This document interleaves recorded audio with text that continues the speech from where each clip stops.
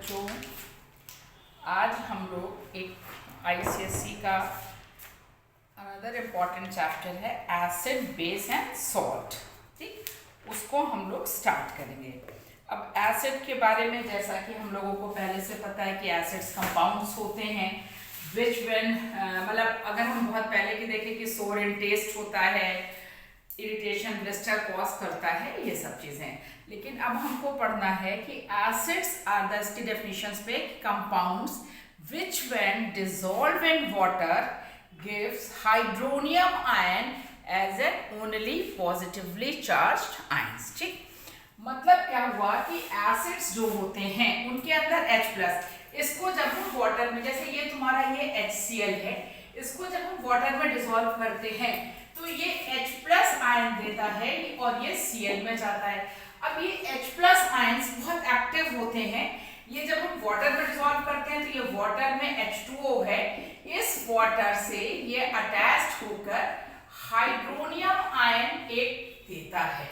तो इसकी डेफिनेशन हो जाती है acids are the compounds which when dissolved in water gives hydronium ion as an only positively charged ions। उसके अंदर हाइड्रोनियम आयन होगा only positively charged ions, तो उसको हम हाइड्रोनियम, तो इसका मतलब हाइड्रोजन, इसमें जो भी एसिड्स होगा उसमें H+ आयंस निकलता है और ये H+ आयंस बहुत एक्टिव होता है, वाटर उसके अंदर प्रेजेंट होता है, उसके साथ ये दोस्ती करके ये हाइड्रोनियम आयन बना देता है।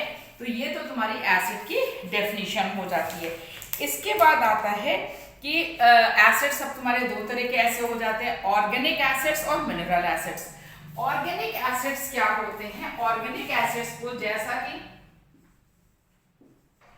ऑर्गेनिक एसिड्स जैसा नाम से है, जो लिविंग ऑर्गेनिजम्स में ज्यादा पाए जाते हैं, जैसे कि सिट्रिक एसिड, एसिटिक एसिड, जितने भी ऑर्गेनिक एसिड है, फॉर्मिक एसिड, ये सब ऑर्गेनिक एसिड्स हैं। एसिटिक एसिड, ये सब ऑर्गेनिक एसिड्स हैं।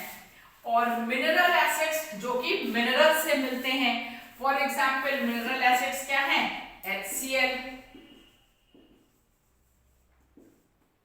Mineral acids HCl, HNO3, H2SO4 etcetera, ये सब तुम्हारे मिनरल एसिड्स हो जाते हैं। तो दो तरह के ये एसिड्स हो गए। अब प्रेजेंस ऑफ जो इसके अंदर एटम्स, एलिमेंट्स प्रेजेंट्स होते हैं, उसके हिसाब से भी हम हाइड्रो एसिड्स और ऑक्सी एसिड्स कहते हैं। जैसे जिसके अंदर हाइड्रोजन प्रेजेंट है और अदर कोई मेटल प्रेजेंट है, ये हाइड्रो एसिड्स हो जाता है। और इसको हम, जिसके अंदर ऑक्सीजन प्रेजेंट होता है, उसको हम ऑक्सी एसिड्स कहते हैं। तो ये तुम्हारा प्रेजेंस ऑफ एलिमेंट्स के हिसाब से हो जाता है, ये कोई बहुत ज्यादा इंपॉर्टेंट चीज नहीं है। तो अब ऑर्गेनिक एसिड्स और मिनरल एसिड्स हो गए। इसके बाद आता है हमारा कि स्ट्रेंथ ऑफ एसिड्स। अब देखो, स्ट्रेंथ ऑफ एसिड्स को समझना भी है और इसके कैश से क्वेश्चंस को हमें करना है, वो भी हम बताते हैं। स्ट्रेंथ ऑफ एसिड्स क्या होता है? एक होता है स्ट्रॉन्ग एसिड और दूसरा तुम्हारा होता है वीक एसिड। एक तरफ हमने बोला स्ट्रॉन्ग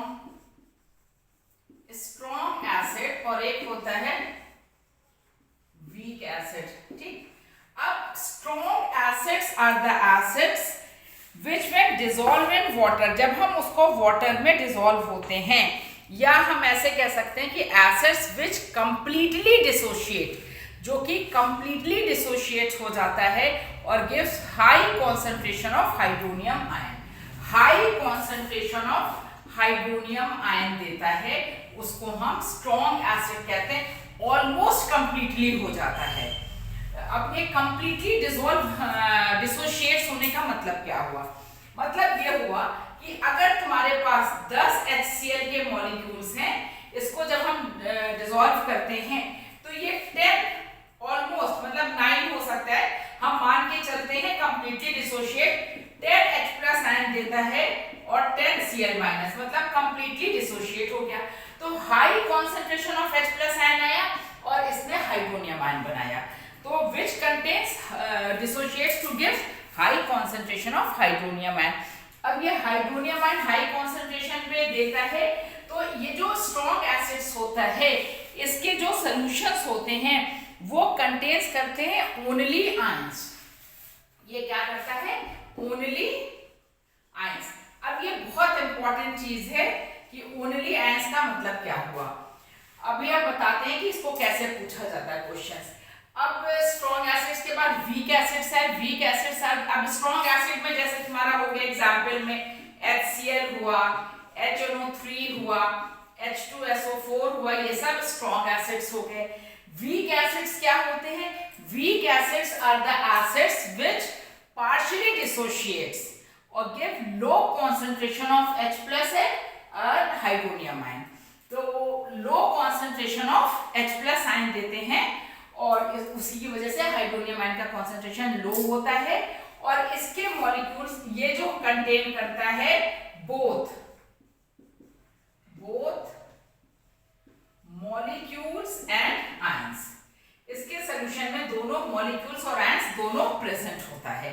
ये जितने भी ऑर्गेनिक एसिड्स होते हैं जैसे CH3COOH, ये ऑर्गेनिक एसिड, एसिटिक एसिड, ये तुम्हारा वीक एसिड है। सिट्रिक एसिड वीक एसिड है, मैलिक एसिड वीक एसिड्स हैं। तो जितने ऑर्गेनिक एसिड्स हैं वो सब तुम्हारे वीक एसिड्स होते हैं। H3PO4 को भी हम वीक एसिड, कार्बोनिक एसिड भी थोड़ा सा कम होता है, वीक एसिड्स मान सकते हैं, मतलब इससे तो कम ही होता है। अब जैसे अब इसका एक क्वेश्चन पूछा जाता है कि तुम्हारे पास उन्होंने बोला कि कोई कंपाउंड्स A, B और C है, ठीक। एक है कोई भी चीज, सॉल्यूशन है, A है, B है और C है। ये क्या है? It gives only ions, it gives only molecule। और ये क्या देता है? इसमें ions and molecules both present हैं। बात समझ में आ गई? आयंस एंड मॉलिक्यूल्स दोनों है। इसमें केवल ये डिसोशिएट्स करके केवल आयंस देता है, ये डिसोशिएट करता ही नहीं है, मॉलिक्यूल्स देता है। और इसमें तुम्हारा आयंस और मॉलिक्यूल्स दोनों है। तो तुमसे पूछा जाएगा इसमें कौन स्ट्रॉन्ग एसिड है, कौन वीक एसिड्स है और कौन सॉल्ट है। तो अब ये आयंस ये दे रहा है, केवल आयंस दे रहा है, तो ये तुम्हारा स्ट्रॉन्ग एसिड हो गया। ये आयंस और मॉलिक्यूल्स दोनों दे रहा है तो ये वीक एसिड हो गया। और ये नॉन इलेक्ट्रोलाइट्स या जो भी है ये तुम्हारा, इसको इलेक्ट्रोलिसिस में भी हम इसी से निकाल सकते हैं, strong electrolytes, weak electrolytes and non electrolytes. तो ये केवल मॉलिक्यूल्स देते हैं। तो ये तुम्हारा स्ट्रॉन्ग एसिड और वीक एसिड हो गया। अब स्ट्रॉन्ग एसिड और वीक एसिड्स के बाद आता है एक चीज होती है dilute acid and concentrated acid. तुम लोगों ने बहुत जगह इक्वेशंस में पढ़ा होगा। अब ये डाइल्यूट एसिड और कॉन्सेंट्रेटेड। अब देखो डाइल्यूट और कॉन्सेंट्रेशन और स्ट्रॉन्ग और वीक से कोई मतलब, स्ट्रॉन्ग एसिड भी डाइल्यूट हो सकता है लेकिन वो स्ट्रॉन्ग ही रहेगा। तो कॉन्सेंट्रेशन का मतलब होता है, इसको हम ऐसे कह सकते हैं कि जैसे चीनी का पानी का शरबत है, तो कॉन्सेंट्रेटेड एसिड्स में क्या होता है कि हाई परसेंटेज ऑफ एसिड होता है, मतलब वाटर कम होगा, हाई परसेंटेज ऑफ एसिड होगा। तो चीनी अगर 1 गिलास पानी है, 1 गिलास पानी में अगर हमने यहाँ पे 4 चम्मच शुगर को बोला है, डिसॉल्व किया है, तो ये कॉन्सेंट्रेटेड शुगर सॉल्यूशन हुआ। और डाइल्यूट में उतने ही पानी में हमने 1 स्पून शुगर किया है, तो ये डाइल्यूट एसिड हो गया। तो मतलब high concentration of acid concentrated acid होता है, और जिस सॉल्यूशंस में लो कॉन्सेंट्रेशन ऑफ एसिड मतलब पानी ज्यादा होता है, एसिड कम होता है, उसको हम डाइल्यूट एसिड बोलते हैं। ठीक। अब इसके बाद जो तुमको समझना है एसिड्स में, वो तुम्हारा ये होगा कि basicity of an acid. Basicity क्या होती है एसिड्स की? तो basicity of an acid the number of hydrogen ions, ये जो हाइड्रोजन आयन होता है जो कि डिसॉल्व होता है, which can produce per molecule of an acid. Basicity of an acid is defined as the number of hydrogen ions which can produced per molecule of acid. मतलब क्या चीज हुआ कि एक मॉलिक्यूल है, ये मान लो HCl है, इसका ये एक मॉलिक्यूल है, इसमें वो कितने H आयंस देगा? तो ये 1 ही H+ आयंस देगा, तो इसकी बेसिसिटी 1 हो गई। इसकी बेसिसिटी क्या हो जाएगी तुम्हारी? 1 हो जाएगी।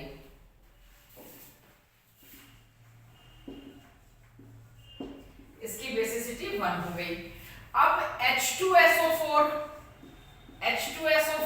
अब इसके पास 2 हाइड्रोजन है पर मॉलिक्यूल, कि एक मॉलिक्यूल में ये 2H प्लस आयन देगा, तो इसकी बेसिसिटी ये 2H प्लस आयन देगा, तो इसकी बेसिसिटी कितनी हो गई? इसकी बेसिसिटी 2 हो गई। अब अगर हम बात करते हैं H3PO4 की बात करते हैं, तो ये पर मॉलिक्यूल 3H प्लस आयन देगा, 3H प्लस आयन देगा, तो इसकी बेसिसिटी तुम्हारी 3 हो गई। यहां तक बात समझ में आ गई? अगर पर है मतलब इसको ऐसे याद रख लो, जिस एसिड में एक H है तो उसकी बेसिसिटी 1, 2H है बेसिसिटी 2, 3H है बेसिसिटी इसकी 3 हो जाएगी। अब ये बेसिसिटी से क्या फर्क पड़ता है?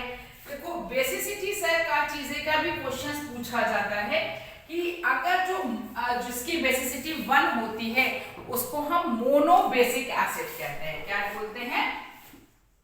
Mono basic acid.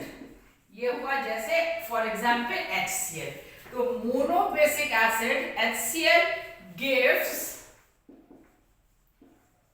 only one type of salt, केवल वन टाइप ऑफ सॉल्ट देता है। जैसे HCl है, अब ये तुम्हारा इसकी रिएक्शंस अगर हम कराते हैं NaOH plus HCl react with base to give salt, तो ये बनेगा NaCl plus H2O, तो gives only one type of salts, monobasic acid. अब मोनोबेसिक एसिड्स के बाद dibasic acid, dibasic acids for example क्या हुआ? H2SO4 gives two types of salt, कैसे? कौन से 2 टाइप्स ऑफ सॉल्ट्स देगा? एक वो नॉर्मल सॉल्ट देगा और एक एसिडिक सॉल्ट्स देगा। 2 types of salts, normal salts and acidic salt. अब नॉर्मल और एसिडिक सॉल्ट्स में क्या डिफरेंस है ये समझो। अब जैसे H2SO4 की रिएक्शंस हम करा रहे हैं NaOH प्लस H2SO4, इसने क्या किया? एक बार केवल एक H, इसने इसके एक H को रिप्लेस किया और रिएक्शंस दिया, सॉल्ट दिया NaHSO4, और दूसरी बार उसने दोनों H को रिप्लेस कर दिया, क्या बनेगा? Na2SO4। तो ये तुम्हारा एसिडिक सॉल्ट हुआ और ये तुम्हारा नॉर्मल सॉल्ट हुआ। एसिडिक सॉल्ट्स आर सॉल्ट्स जिसमें कि एक एसिड का एक हाइड्रोजन प्रेजेंट होता है, उसको हम एसिडिक सॉल्ट कहते हैं। तो dibasic acid, the acids whose basicity is 2, it gives 2 types of salts, normal salts and acidic salts। ये जो नॉर्मल सॉल्ट्स हैं मतलब जिसमें H नहीं प्रेजेंट है Na2SO4, और एसिडिक सॉल्ट्स जिसमें H प्रेजेंट है NaHSO4, ये तुम्हारा एसिडिक सॉल्ट होगा। NaHSO4 भी होगा, NaHCO3 होगा, ये जितने भी होंगे H प्रेजेंट वो सब एसिडिक सॉल्ट्स होंगे। कभी ऑब्जेक्टिव क्वेश्चन में पूछ लिया जाएगा, उन्होंने 4 सॉल्ट्स दे दिए और पूछा which is the acidic salts, तो जिसमें H होगा उसको हम एसिडिक सॉल्ट्स लिख देंगे। अब जो ट्राइबेसिक एसिड्स होते हैं जिसकी बेसिसिटी 3 होती है, ट्राइबेसिक एसिड, ट्राइबेसिक एसिड्स क्या हो गए? बेसिसिटी उसकी 3 होती है। जैसे H3PO4, इसमें 3 हाइड्रोजन रिप्लेसेबल है, H3PO4 इसकी बेसिसिटी 3 हो गई। अब ये क्या करता है? ये 3 टाइप्स ऑफ सॉल्ट्स देता है, 3 टाइप्स ऑफ सॉल्ट्स देता है। एक देगा मतलब 2 इसके अंदर होगा एसिडिक सॉल्ट और एक होगा नॉर्मल सॉल्ट।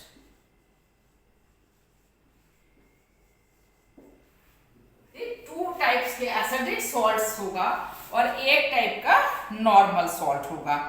जैसे अगर हम इसको रिएक्शंस कराते हैं, किसी भी चीज़ों से हम कराते हैं रिएक्शंस, तो अब मान लो हम NaOH से ही कराते हैं इसकी रिएक्शंस, NaOH से रिएक्शंस कराते हैं प्लस H3PO4, तो पहले एक H रिप्लेस होगा तो क्या बनेगा तुम्हारा, एक एसिडिक सॉल्ट बनेगा इसका, एक बार H जाएगा तो बनेगा NaH2PO4, ये एक एसिडिक सॉल्ट बन गया।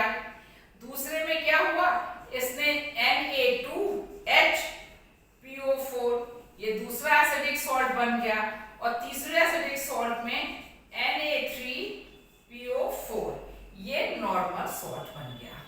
तो tribasic acids whose basicity is 3, it gives 3 types of salts, 2 are acidic salts and 1 is basic salt। ये तो बेसिसिटी हमारी हो गई। अब बेसिसिटी के बाद अब आता है इसका इंडिकेटर्स के ऊपर क्या इसका इफेक्ट होता है। अब तुम्हारा इंडिकेटर्स क्या होते हैं, इंडिकेटर्स आर द, तुम्हारे जो भी इंडिकेटर्स होते हैं उनका ये होता है कि ये ऑर्गेनिक डाइज होते हैं, बहुत सारे ऑर्गेनिक डाइज भी होते हैं, लिटमस पेपर भी होते हैं। तो ये indicators are weak organic compounds, वो एसिड और base which change the colour in accordance with the pH of the solution. PH of the solution के हिसाब से जो कलर चेंज कर देता है उसको हम इंडिकेटर कहते हैं। अब इंडिकेटर में हम लोग को उसका कलर ये याद रख लें कि ये इंडिकेटर्स होते हैं लिटमस सोल्यूशन। लिटमस सोल्यूशन क्या है, लिटमस पेपर को अगर हम वाटर में थोड़ा सा डिसॉल्व करते हैं तो लिटमस सोल्यूशन बनता है। मिथाइल ऑरेंज, फेनोल्फथलीन और पीएच स्केल जो कि यूनिवर्सल इंडिकेटर होता है।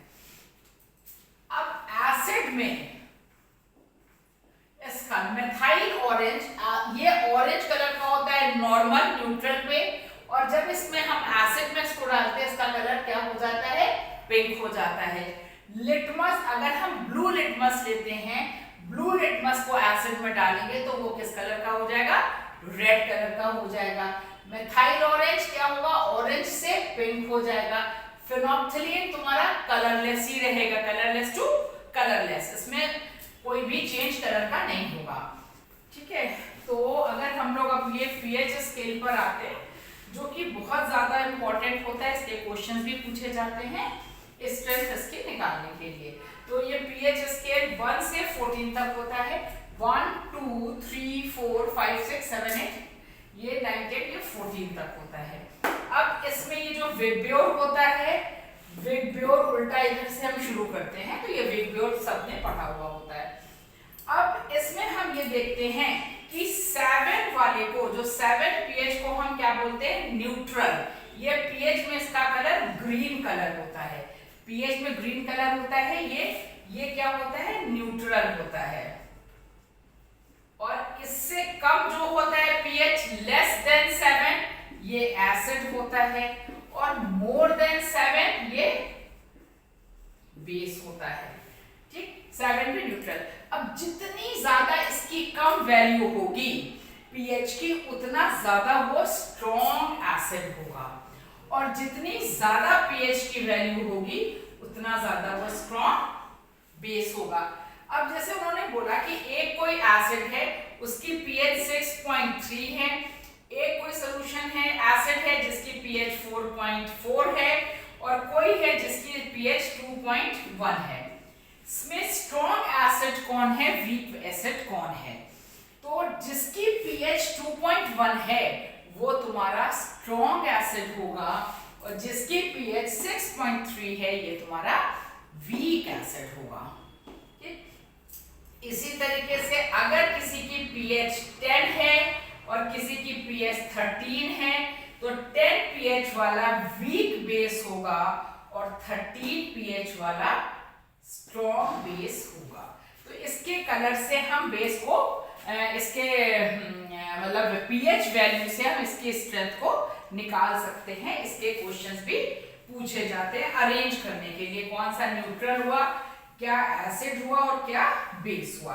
तो लेस देन 7, पीएच अगर हमारा पीएच इज एक 7, एक पीएच इज इक्वल टू 7 और एक pH is greater than 7, pH is less than 7, ये क्या हुआ, एसिड हुआ, ये न्यूट्रल हुआ, और ये क्या हो गया, मोर देन 7 बेस हो गया। जितनी कम एसिड्स की वैल्यू स्ट्रॉन्ग एसिड, जितनी ज्यादा बेस की वैल्यू स्ट्रॉन्ग बेस, और 7 ग्रीन कलर। अगर हम क्लियर से कलर से भी कहते हैं, तो अगर वो कहते हैं कि कोई एक लिटमस पेपर में डालने पर किसी सोल्यूशन का कलर येलो होता है, तो अगर सोल्यूशन का कलर येलो होता है तो वो तुम्हारा क्या हो जाएगा, वीक एसिड होगा, और अगर रेड होता है तो स्ट्रॉन्ग एसिड होगा। इसी तरीके से अगर ब्लू है तो वीक बेस होगा, और वॉयलेट कलर आ रहा है तो वो स्ट्रॉन्ग बेस होगा। तो ये पीएच स्केल से क्वेश्चंस भी 1-2 नंबर के पूछे जाते हैं कि इसका क्या कलर है। तो ये तो तुम्हारा पीएच हो गया, एसिड हो गया, न्यूट्रल हो गया, सॉल्यूशन हो गया, बेसिसिटी हो गई। अब ये सारी चीजें के बाद अब एसिड्स में अब पीएच स्केल का क्या क्या यूज होता है वो भी हम लोग बता सकते हैं कि हमको पीएच पता चल जाता है, एग्रीकल्चर में भी यूज होता है, ब्लड टेस्ट में बहुत सारे यूजेस होते हैं, उसके कहाँ कहाँ पर यूज हो जाता है। अब टाइप्स ऑफ सॉल्ट्स तो अभी हम बाद में बताएंगे ही, नॉर्मल और एसिडिक सॉल्ट्स बता चुके हैं। अब इतनी चीज एसिड्स के बाद, अब एसिड में और इक्वेशंस पे अगर हम आते हैं, तो जो अभी हम इक्वेशंस बता रहे हैं वो इक्वेशंस हम पहले भी पढ़ चुके हैं एसिड्स की, और जब हमने जो कंपाउंड्स पढ़ा है उसमें भी पढ़ चुके हैं, लेकिन वो फिर से हम एक बार रिपीट करते हैं कि कोई भी एसिड है, अगर किसी मेटल से एसिड रिएक्ट करता है, मेटल से एसिड रिएक्ट करता है, तो ये देता है सॉल्ट प्लस गैस हाइड्रोजन निकलती है। गैस का हमें नेम द गैस में ध्यान रखना है, metal plus acids give salt plus hydrogen. तो ये कौन कौन से मेटल एसिड्स के साथ रिएक्शंस करके हाइड्रोजन गैस देंगे, ये भी मेटल एक्टिविटी सीरीज से आता है। जो हाइड्रोजन से ऊपर वाले होते हैं एसिड्स, वो तुम्हारा इससे रिएक्शंस करके हाइड्रोजन गैस देते हैं। अब इसमें भी एक एक्सेप्शन है कि generally not used HNO3 is not used in the preparation of hydrogen gas। Metal के साथ हाइड्रोजन गैस की प्रिपरेशन में HNO3 नहीं यूज किया जाता है, क्योंकि ये पावरफुल ऑक्सीडाइजिंग एजेंट होता है, और इसमें क्या होता है, ये अब डिकम्पोज होके नेसेंट ऑक्सीजन देता है, और ये नेसेंट ऑक्सीजन हाइड्रोजन से रिएक्शंस करके क्या बना देती है, वाटर बना देती है। इसलिए HNO3 को हम यूज नहीं करते हैं। लेकिन इसमें 2 मेटल है जिसका नाम है मैग्नीज एंड मैग्नीशियम। मैग्नीज और मैग्नीशियम 2 मेटल होते हैं जो कि very dilute nitric acid, very dilute HNO3 से रिएक्शंस करके हाइड्रोजन देते हैं। अब ये क्या क्यों दे देते हैं, क्योंकि डाइल्यूशन पे जब हम इसको बहुत ज्यादा डाइल्यूट करते हैं, तो डाइल्यूशन करने पर इसकी जो ऑक्सीडाइजिंग पावर होती है वो रिड्यूस हो जाती है, जिसकी वजह से ये इसको इसमें ऑक्सीडाइज नहीं कर पाता है, इसलिए होता है। तो अब इसमें तुम्हारा कोई भी रिएक्शंस को करेंगे, ये सारी रिएक्शंस हम लोग पहले भी पढ़ चुके हैं। मान लो हमने Zn ले लिया, Zn plus HCl gives ZnCl2 plus H2HCl, ये ZnCl2। अब अगर हमने यहाँ पर Zn के साथ ही मान लो H2SO4 ले लिया, it gives ZnSO4 plus H2 gas निकली। तो ये नेम द गैस में हमको काम आती है, और बाकी रिएक्शंस तो है ही है। अब इसकी रिएक्शंस क्या हो गई, ये मेटल के साथ। अब ये एसिड्स की सेकेंड रिएक्शंस जो होती है वो भी हम लोग पढ़ चुके हैं HCl वगैरह में, कि कोई भी मेटल कार्बोनेट है और बाइकार्बोनेट है। मेटल कार्बोनेट और बाइकार्बोनेट प्लस एसिड्स। अब ये क्या देगा? Salt plus water plus carbon dioxide gas. इसमें हमको ध्यान देना है कि salt plus water plus gas क्या है? कार्बन डाइऑक्साइड गैस देता है। जैसे अगर हमने लिख लिया Na2CO3 plus HCl, 2HCl, 2NaCl plus H2O plus CO2 gas निकलेगी। अगर यहाँ पे बाइकार्बोनेट होता तो भी गैस निकलती। तो नेम द गैस में कार्बन डाइऑक्साइड। ये सब क्वेश्चंस नेम द गैस में पूछे जाते हैं, इक्वेशंस भी होती है। अब मेटल कार्बोनेट के बाद metal sulphide, metal sulphide SO3 - 2 वाला,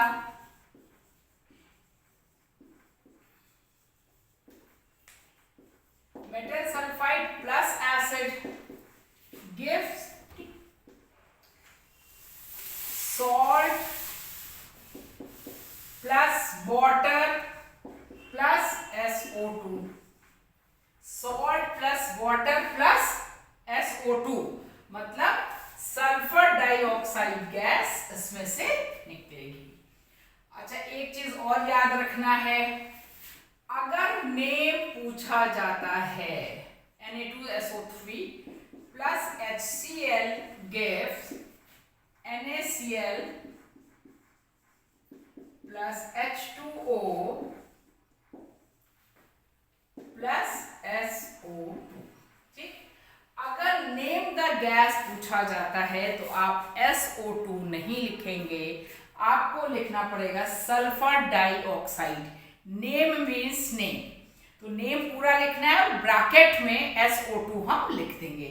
हम लोग बोर्ड एग्जाम्स के लिए सेफ साइड पर चलते हैं, नेम भी लिख दिया, ब्रैकेट में हमने SO2 भी लिख दिया। ठीक है, लेकिन नेम लिखना जरूरी होता है। तो ये सल्फर डाइऑक्साइड निकलती है। फिर एसिड्स की रिएक्शंस होती है। मेटल सल्फाइड, हम इसको पहले भी बता चुके हैं, फिर से इसलिए बता रहे हैं कि तुम लोग को लर्न हो जाए। Metal sulphide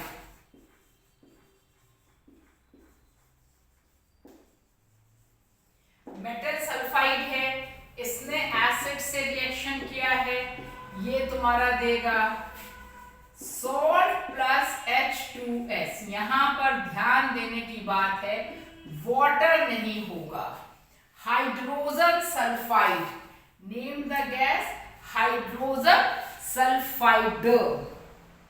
rotten egg smell gas which turns lead acetate paper silvery black, which turns lead acetate paper silvery black, ये भी पूछा जाता है। तो नेम द गैस तुम्हारा metal sulphide plus acid. For example अगर हमने लिखा Na2S plus HCl gives 2NaCl plus H2S, ये H2S ये दिया। अच्छा, इसमें भी मेरे दिमाग में एक चीज आ गई कि कैसा क्वेश्चंस पूछा जाता है, और वो भी हम बता दें साथ में। कभी कभी ऐसा क्वेश्चंस आइडेंटिफाई द एनायन के लिए पूछ लिया जाता है कि हमको एनायन को आइडेंटिफाई करना है। अभी हम खैर प्रैक्टिकल केमिस्ट्री का एक वीडियो बनाएंगे जिसमें कि हम आपको ये बताएंगे। एनायन को आइडेंटिफाई करना है। उन्होंने कहा कि कोई एक सॉल्ट पी है, ध्यान से समझना, कोई एक सॉल्ट पी है, हमको इसमें क्या आइडेंटिफाई करना है? एनायन को आइडेंटिफाई करना है। सॉल्ट पी को व्हेन रिएक्ट्स विद एसिड, कोई भी मिनरल एसिड से हम इसकी रिएक्शंस कराते हैं, अ गैस प्रोड्यूस्ड, गैस तुम्हारी निकल रही है, और वो गैस, अब गैस के लिए उन्होंने क्या बोला? A rotten egg smell gas is produced. Rotten egg smell gas आ रही है तो एक मेरे दिमाग में आ गया रॉटन एग स्मेल गैस H2S की ही होती है। तो ये हमने किया, और उन्होंने उसका कंफर्मेटिव टेस्ट भी दे दिया, which turns lead acetate paper silvery black. तो हमको पता चल गया जो गैस निकल रही है गैस क्या है? H2S गैस है। अब H2S गैस कहां से निकल रही है? एनायन कौन सा प्रेजेंट है सॉल्ट में? क्योंकि सॉल्ट हमारा ये है, एनायन प्रेजेंट हमारा इसमें सल्फाइड, तो ये एनायन प्रेजेंट क्या हो जाएगा? सल्फाइड। ठीक, ऐसे क्वेश्चंस बहुत आते हैं एनायन और कैटायन को आइडेंटिफाई करने के लिए। अब जैसे मान लो एक क्वेश्चन इसी के साथ अभी जो हमने बताया था वो हो, एक क्वेश्चन तुम्हारे पास अगर आता है कि कोई सॉल्ट Q है, ठीक, क्या दिया उन्होंने? कोई एक सॉल्ट Q है, इसकी जब हम एसिड से रिएक्शंस कराते हैं तो a gas produced which turns lime water milky but brisk effervescence of a gas is observed which turns lime water milky but no effect on acidify potassium dichromate paper K2Cr2O7 O7 paper पे no effect, no effect. तो identify anion हमें करना है। अब देखो जब brisk effervescence of A gas निकल रही है जो कि लाइम वाटर मिल्की करती है, तो लाइम वाटर मिल्की दो गैस करती है, CO2 गैस भी करती है और SO2 गैस भी करती है, दोनों लाइम वाटर मिल्की करती है। CO2 के ऊपर K2Cr2O7 का नो इफेक्ट, और SO2 क्या करता है? K2Cr2O7 पेपर को ऑरेंज टू ग्रीन करता है, ऑरेंज टू ग्रीन करता है। तो इसमें क्या था? नो इफेक्ट था। इसका मतलब गैस कौन सी थी? Carbon dioxide. और अगर कार्बन डाइऑक्साइड गैस है तो एनायन क्या हुआ? एनायन हुआ तुम्हारा कार्बोनेट एनायन। ठीक, अरे इसमें आइडेंटिफाई एनायन में बहुत समय लग जाएगा, एसिड बेस रह जाएगा, तो हम लोग इसको प्रैक्टिकल वाले में करेंगे। हमने इक्वेशन से बस ये तुमको बता दिया। तो ये सब एसिड्स की रिएक्शंस है जो हर जगह पूछी जाती है। अब एसिड के बाद हम लोग किस पे आ जाते हैं? बेस पे आ जाते हैं। अब बेस क्या होता है? अब बेस में दो चीज आ गई, मतलब बेस जो तो है बेस सही है। अब बेस और एल्कलाई में भी डिफरेंस होता है, वो हम बताएंगे। Base is a compound which reacts with hydronium ion of an acid to give salt and water. Base तुम्हारा वो कंपाउंड होता है जो कि हाइड्रोनियम आयन, एसिड के हाइड्रोनियम आयन से रिएक्शन करके सॉल्ट देता है और वाटर देता है। Salt and water which gives salt and water. ठीक है, अब इसमें क्या हो गया? ये तुम्हारा कंपाउंड हो गया। अब जब वाटर में रिएक्ट किया तो हाइड्रोनियम आयन बना, ये तो तुम्हारा बेस हो गया। तो बेस की डेफिनेशंस क्या हो गई? Base are the compounds which when reacts with hydronium ion of an acid gives salt and water. अब जो वाटर सॉल्युबल बेस होता है उसको हम एल्कली बोलते हैं। वाटर सॉल्युबल बेस को हम एल्कली बोलते हैं। और एल्कलाई जो होते हैं alkali is a compound which when dissolved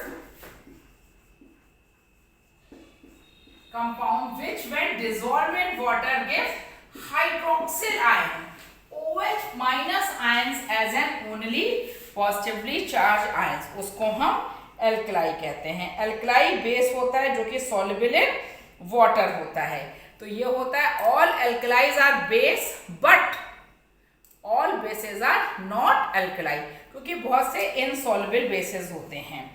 तो अगर हम सॉल्युबल बेसेस की बात कर लें तो हम एक चीज को याद रख लेते हैं, स्ट्रॉन्ग बेस में याद रख लेंगे जो हमारे कोर्स में बहुत ज्यादा है, KOH और NaOH, और वीक बेस में हम NH4OH को याद रखेंगे। बाकी कॉपर हाइड्रोक्साइड है, एल्युमिनियम हाइड्रोक्साइड है, लेड हाइड्रोक्साइड्स है, आयरन हाइड्रोक्साइड्स है, ये सब तुम्हारे बेस कहलाते हैं। ठीक, तो ये बेसेस का कंपाउंड्स एल्कलाइन हो गया। अब इसमें भी वही चीजें आती हैं, स्ट्रॉन्ग और वीक, स्ट्रॉन्ग बेस या एल्कलाइन और उसकी वीक की एल्कलाइन की बात कर रहे हैं। तो स्ट्रॉन्ग एल्कलाइन क्या हो गए, which were dissolved in water, high concentration of OH minus ions। OH minus ion का हाई कॉन्सेंट्रेशन देता है and the solution contains only ions। और वीक में क्या होता है, low concentration of OH minus ions देता है और it gives ions and molecules both. Low concentration और आयंस और मॉलिक्यूल्स दोनों इसके अंदर प्रेजेंट होते हैं। अब स्ट्रॉन्ग में हमको क्या याद रखना है, KOH और NaOH, और वीक में हमको याद रखना है NH4OH। मेन चीज हम NH4OH को वीक एल्कलाइन में याद रखेंगे। अब इसमें तुम्हारा आता है, जैसे हमने एसिड में बेसिसिटी बताई थी, इसमें एसिडिटी ऑफ बेस होता है number of hydroxyl ions which can be produced per molecule of N alkali. पर मॉलिक्यूल ऑफ ए बेस से जितने OH आयंस होते हैं उसको हम क्या बोलेंगे, acidity of an base. Acidity of an base.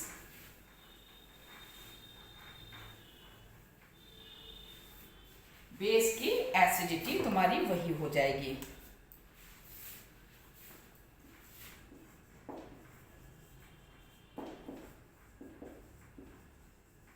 अब mono acidic base, mono acidic base जिसकी बेसिसिटी 1 है, for example NaOH KOH। Die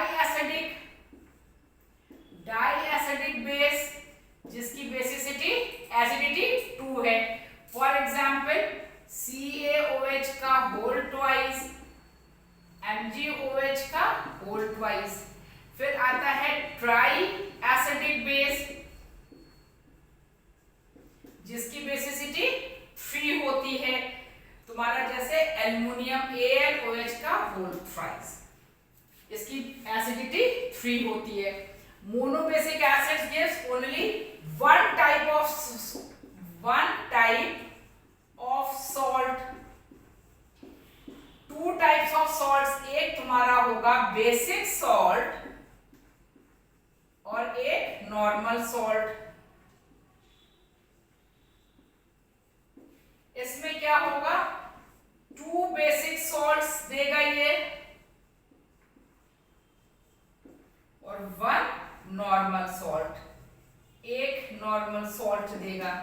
तो तुम्हारे को ये चीज क्लियर होना चाहिए कि मोनो एसिडिक बेस जो है 1 टाइप ऑफ सॉल्ट देगा जो कि नॉर्मल सॉल्ट होगा।